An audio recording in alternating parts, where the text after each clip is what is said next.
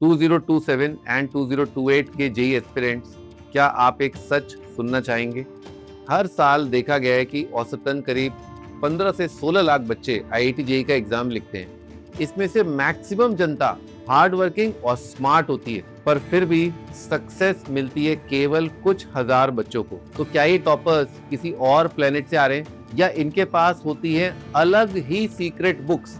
नहीं, सच्चाई ये है कि जेई नॉलेज के साथ साथ स्किल्स का भी गेम है। अब नॉलेज के पीछे तो देखो सब भागते हैं, लेकिन स्किल्स पर कोई ध्यान नहीं देता, इसीलिए 90% जनता अनसक्सेसफुल होती है। किसी का सिलेबस कंप्लीट है लेकिन सवाल नहीं बन रहे, कोई मॉक प्रैक्टिस कर रहा है लेकिन मार्क्स नहीं आ रहे। फिर धीरे धीरे एक लाइन दिमाग के अंदर सेट हो जाती है कि मैं जेई के लिए बना ही नहीं हूँ। देखो भाई, प्रॉब्लम कैपेबिलिटी की नहीं है, प्रॉब्लम डायरेक्शन की है। एक कड़वा सच सुनोगे, ज्यादातर बच्चे मैंने देखा है कि या तो नई नई किताबें खरीदने में लगे रहते हैं या फिर अपने नोट्स को डेकोरेट करने में लगे रहते हैं। एग्जाम विनिंग स्किल्स के नाम पर जीरो होते हैं, और जेई क्लियर करने के लिए कंटेंट से ज्यादा आपका ध्यान होना चाहिए स्किल्स पर, और ये चीजें स्कूल वाले कभी नहीं सिखाते। पर दोस्त, अच्छी चीज ये है कि ये स्किल्स आप कॉन्शियसली डेवलप कर सकते हो अगर आप टारगेट कर रहे हो आईआईटी का एग्जाम इन 2027 एंड 2028। और आपके पास एक बहुत बढ़िया एडवांटेज भी है, उस एडवांटेज का नाम है टाइम। अगर आपने मेरी बताई हुई 8 कोर स्किल्स को मास्टर कर लिया तो आपका नेक्स्ट जेई का अटेम्प्ट फाइनल अटेम्प्ट बन जाएगा। तो चलो स्टार्ट करते हैं, लेकिन स्टार्ट करने से पहले कमेंट में मुझे बताओ आपका ड्रीम आईआईटी कॉलेज कौन सा है। Skill number 1, concept visualisation. बच्चों, आईआईटी जेई का एग्जाम बहुत टफ होता है। यहाँ रट्टाफिकेशन के लिए कोई स्पेस नहीं है। यहाँ सिलेक्शन का मतलब भूसे के ढेर में से सुई निकालने जैसा है। यहाँ पूरा का पूरा गेम इमेजिनेशन का है। फिजिक्स को सिर्फ पढ़ के और फॉर्मूले याद करने से कोई फायदा नहीं है, आपको मोशन को और फ्रिक्शन को फील करना होगा।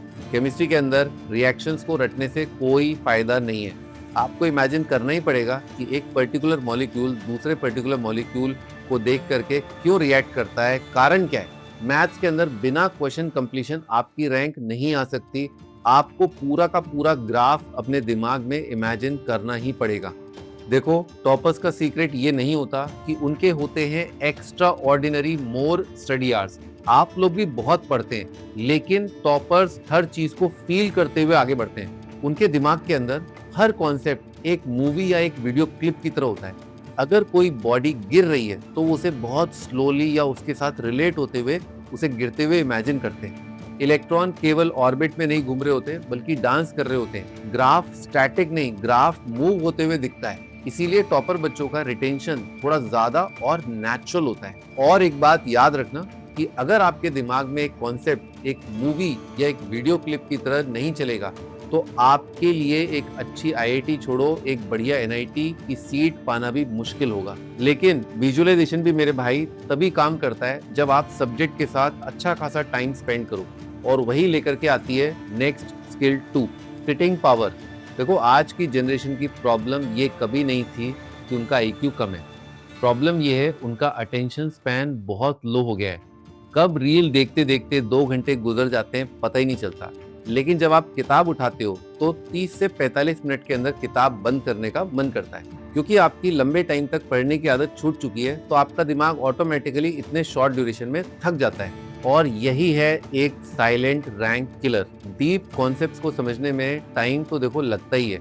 मैंने खुद आपको क्लास के अंदर कई बार आधे आधे घंटे तक एक क्वेश्चन पर दिया है। आईआईटी मेन और आईआईटी एडवांस के अंदर कुछ क्वेश्चन तो इतने डिफिकल्ट आए हैं कि खुद मैंने जब क्लास में आपके सामने उन्हें सॉल्व किया है तो मुझे खुद आधा घंटा आपको पूरा का पूरा कॉन्सेप्ट समझाने में लग गया है। अगर आपको भी ऐसे डीप कॉन्सेप्ट्स को समझना है तो आपके भी सिटिंग आवर्स अच्छे खासे तो होने चाहिए ना। इसीलिए बच्चों, मैं हमेशा कहता हूँ कि जेई को एक स्प्रिंट की तरह मत लो, जेई एक बहुत लंबी रेस मैराथन जैसा है। देखो, शुरुआत में हर किसी का टाइम स्टडी टेबल पर खराब होता ही है। हर कोई 5 घंटे का फोकस लेके पैदा नहीं होता। आप प्लीज अपने स्टडी टेबल पर बैठने वाले आवर्स को मत गिना करो, आपको गिनने हैं फोकस्ड स्टडी आवर्स। आपको क्या लगता है, क्या टॉपर बच्चे 8-10 घंटे का फोकस्ड स्टडी आवर्स लेके पैदा हुए थे? नहीं भाई, फर्क बस इतना होता है कि टॉपर्स धीरे धीरे अपनी क्षमता को बढ़ाते रहते हैं, उनका फोकस्ड स्टडी आवर्स धीरे धीरे बढ़ता रहता है। भले ही स्टडी का जो टाइम टेबल है वो सेम रहे। और इसी वजह से कई बच्चे यहाँ पर बोलेंगे कि सर मैं 5-6 घंटे बैठ तो लेता हूँ पर मेरे मार्क्स नहीं आ रहे।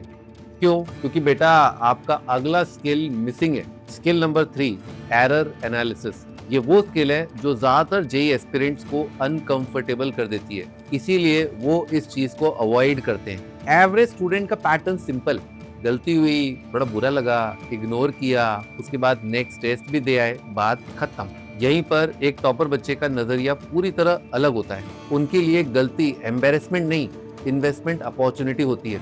गलती अगर जाने अनजाने या जैसे भी हो भी गई तो सबसे पहले उसे जूम इन करते हैं, डाइसेक्ट करते हैं, कैसे हुआ, कहाँ था, मैं इसे दोबारा तो नहीं करूँगा। वो लिटरली एक मिस्टेक नोटबुक बनाते हैं जिसके अंदर वो कैटेगराइज करके लिखते हैं अपनी मिस्टेक्स के कारण। फॉर एग्जाम्पल, जैसे एक बहुत बड़ा गैप है, मेरा ये टॉपिक प्रिपेयर्ड नहीं है। दूसरा ये हो सकता है कि कैलकुलेशन स्लिप हो गया। तीसरा, मैं इस टॉपिक के अंदर अपने आप को ओवर कॉन्फिडेंट समझ रहा हूँ। चौथा ये हो सकता है कि टाइम प्रेशर ब्लंडर की वजह से हुआ। ये भी हो सकता है कि पूरे ओवरऑल पेपर को देखा और उसमें सेक्शन वाइज टाइम मैनेजमेंट गलत था। उनका एक ब्रूटल रूल होता है कि अगर कोई मिस्टेक सेकेंड टाइम हुई तो वो होता है बहुत बड़ा क्राइम।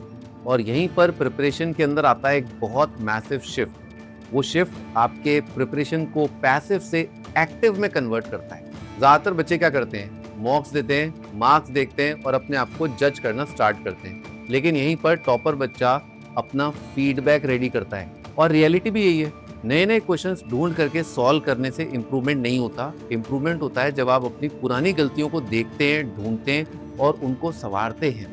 पर यहाँ पर एक अनएक्सपेक्टेड प्रॉब्लम आती है। आप देख तो रहे होते हैं कि गलतियां हो रही हैं, लेकिन आपको एग्जैक्ट रीजन पकड़ाई में नहीं आता और उसका आंसर छुपा है नेक्स्ट स्किल में।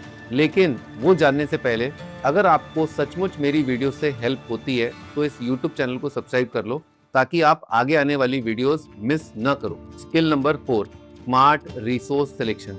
जेईई प्रिपरेशन का सबसे अंडररेटेड ट्रैप होता है ओवर रिसोर्सिंग। आपको लगता है ज्यादा बुक्स मतलब ज्यादा मार्क्स मतलब ज्यादा बेटर प्रिपरेशन मतलब बेटर आईआईटी, पर रियलिटी मेरे भाई कंप्लीटली डिफरेंट है। ज्यादा बुक्स, स्पेशली जब आप आईआईटी की प्रिपरेशन स्टार्ट कर रहे हो, उसका मतलब होगा ज्यादा कंफ्यूजन, ज्यादा फ्रेगमेंटेशन। आजकल मैं देख रहा हूँ, चाहे बच्चा आईआईटी की प्रिपरेशन अपने घर से कर रहा हो या किसी हॉस्टल के रूम में रह रहा हो, उसका बुक शेल्फ बन चुका है एक छोटी मोटी लाइब्रेरी। 4 डिफरेंट ऑथर्स की फिजिक्स की बुक्स, 9 केमिस्ट्री की किताबें, 4-5 मैथ्स की किताबें, उसके अलावा टेलीग्राम पे मिलने वाली एंडलेस पीडीएफ्स। और इसमें भी अगर आपने फिजिक्स और मैथ्स जैसे सब्जेक्ट्स के लिए टेक्स्ट बुक ले ली और आपको आदत पड़ गई मैथ्स और फिजिक्स रीड करने की, तो आपकी प्रॉब्लम सॉल्विंग हो जाएगी नील बटा सन्नाटा। सरफेस पे आपको लगता रहेगा कि आपको चीजें आती हैं, आप चीजों से फेमिलियर हो, लेकिन मास्टरी बिल्कुल नहीं होगी। डेप्थ के नाम पे खत्म और रिजल्ट जीरो। इसीलिए टॉपर्स एक बहुत सिंपल रूल फॉलो करते हैं, वो एक सब्जेक्ट के लिए वेरी लिमिटेड रिसोर्सेज ही रखते हैं। सेम किताब को बार बार पढ़ने से हर बार उन्हें नए इंसाइट्स मिलते हैं। हर पीवाईक्यू रिविजिट में वो एक नया पैटर्न पकड़ते हैं जो लास्ट टाइम मिस हो गया था। आपको लगता है बहुत बड़ी गलतफहमी है कि टॉपर्स बहुत ज्यादा पढ़ाई करते हैं। वो एक ही चीज को बार बार पढ़ रहे होते हैं ताकि एक सब्जेक्ट या एक टॉपिक पर बहुत अच्छी सॉलिड ग्रिप बन जाए।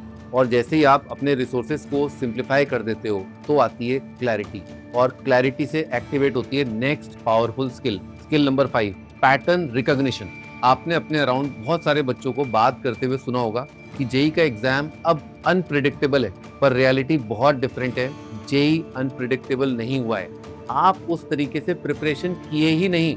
अगर आप ऑनेस्टली जेईई एग्जाम के 6-7 साल के सवालों को ऑनेस्टली पूरा कर लो, एनालाइज करो, तो आप खुद शॉक में चले जाओगे। यहाँ पर आधे से भी ज्यादा कॉन्सेप्ट और ट्रैप्स रिपीट होते हैं, बस वो नई नई कॉस्ट्यूम पहन करके आपके सामने आ रहे होते हैं। जेईई का पेपर थोड़ा बॉलीवुड जैसा तो हो गया है, यहाँ पर कैरेक्टर्स तो नए होते हैं, पर स्टोरी लाइन वही एज ओल्ड चली आ रही है।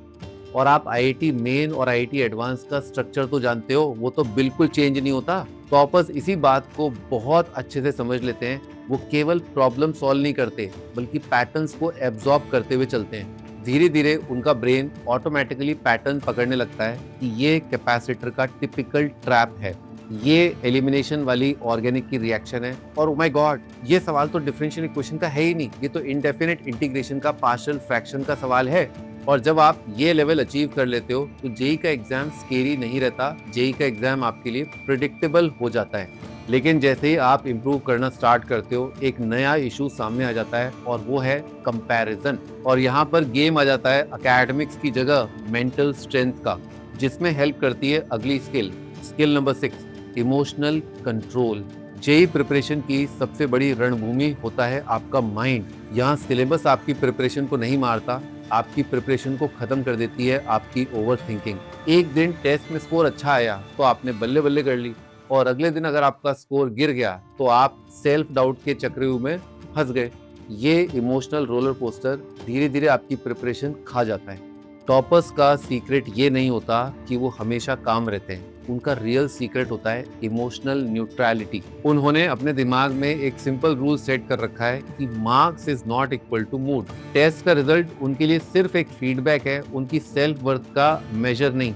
इसीलिए स्कोर के अंदर अगर कोई झटका लगता है तो उनकी रिकवरी फास्ट होती है, और फास्ट रिकवरी का मतलब होता है फास्ट इंप्रूवमेंट। और जब आप इमोशनली स्टेबल हो जाते हो तो आपकी प्रिपरेशन हो जाती है बिल्कुल स्मूथ। और प्रिपरेशन जब स्मूथ फेज में चल रही होती है तो प्रिपरेशन का सबसे बड़ा दुश्मन होता है बोर्डम, जिसमें आपकी हेल्प करेगी next skill, skill number 7, consistency without motivation. अपने आसपास देखो, जितने भी जेई एस्पिरेंट्स हैं, मैक्सिमम एक्साइटमेंट ड्रिवन प्रिपरेशन कर रहे होते हैं, सिस्टम बेस्ड नहीं। जब मोटिवेशन हाई हुआ तो कर ली 8-10 घंटे की जोरदार पढ़ाई, और जब मूड ऑफ हो गया तो पूरा दिन वेस्ट कर दिया। टॉपर्स इस तरह से बिल्कुल काम नहीं करते, वो एक्साइटमेंट के भरोसे बिल्कुल नहीं बैठते। वो अपने स्टडी शेड्यूल को प्रॉपर्ली डिजाइन करते हैं और उससे रेगुलरली फॉलो करते हैं। उनकी लाइफ ग्लैमरस बिल्कुल नहीं होती, बहुत ही प्रिडिक्टेबल होती है। और मुझे यहाँ पर कहने में कोई हर्ज नहीं है, बहुत लोगों को लगेगा कि ये तो बहुत ही बोरिंग लाइफ है। Fixed study slots, fixed revision loop, fixed mock cycle, no drama, no mood swings, बस सिंपल रिपीटेशन। और सच तुम मानो या न मानो, इसी रिपीटेशन में छुपा होता है रियल मैजिक। कई लोगों को बहुत अजीब साउंड करेगा, जेई का एग्जाम ब्रिलियंस से क्रैक नहीं होता, बोरिंग कंसिस्टेंसी से होता है। जब आप वही सेम काम बिना नॉइस के कंटिन्यूसली करते रहते हो तो धीरे धीरे होता है आपका लेवल अप। और जब ये कंसिस्टेंसी बिल्ड हो जाती है तो लास्ट में बस एक बैरियर बचता है, internal doubt. Skill number 8, self belief backed by proof. Preparation के इस फेज के अंदर एक वॉर चल रहा होता है, आप वर्सेस आपका डाउट। और यहाँ पर फेक कॉन्फिडेंस नहीं चलता, सिर्फ मैं कर लूंगा बोल देने से कुछ भी नहीं होता। प्रिपरेशन की इस स्टेज पर पहुंच करके टॉपर्स मोटिवेशन वीडियोस देख करके हाइप क्रिएट नहीं करते, वो अपना पास्ट देखते हैं। उनके पास होता है तगड़ा प्रूफ, उन्होंने प्रीवियसली भी बहुत तगड़े तगड़े चैप्टर्स को क्रैक कर रखा है, उन्होंने लो फेस सरवाइव किया होता है, उन्होंने पेशेंटली अपनी जेई की प्रिपरेशन जर्नी के अंदर अपने मॉक्स के मार्क्स को धीरे धीरे बढ़ते हुए देखा है, उन्होंने अपनी खुद की ग्रोथ को फील किया है। ये सब मेमोरीज मिल करके उनका आर्मर बन जाती हैं। इसीलिए उनका बिलीफ नेचुरल होता है, पोज नहीं। ये वो कॉन्फिडेंस है जो ज्यादा बात नहीं करता, बस चुपचाप परफॉर्म करता है। प्रिपरेशन के फाइनल मंथ्स के अंदर डिफरेंस आईक्यू की वजह से नहीं, ये सेल्फ ट्रस्ट बनाता है। और वही सेल्फ ट्रस्ट एग्जामिनेशन हॉल के अंदर आपको स्टेबल रखता है। जब बाकी लोग पैनिक कर रहे होते हैं तो आपकी प्रिपरेशन स्टेडी होती है। कंक्लूजन, तो बच्चों, अगर आप जेई 2027 या 2028 टारगेट कर रहे हैं तो मेरी बात ध्यान रखना कि जेई का एग्जाम एक दिन के अंदर नहीं जीता जाता, ये जीता जाता है डेली कंसिस्टेंसी एफर्ट पुट करके। इन 8 स्किल्स को मास्टर करो, प्रोसेस पे ट्रस्ट रखो और खुद को टाइम दो, एक दिन रिजल्ट जरूर लाओगे। अगर आपको ये वीडियो हेल्पफुल लगी तो इस वीडियो को लाइक और शेयर करना मत भूलना, चैनल को सब्सक्राइब कर लो। मिलते हैं नेक्स्ट वीडियो में।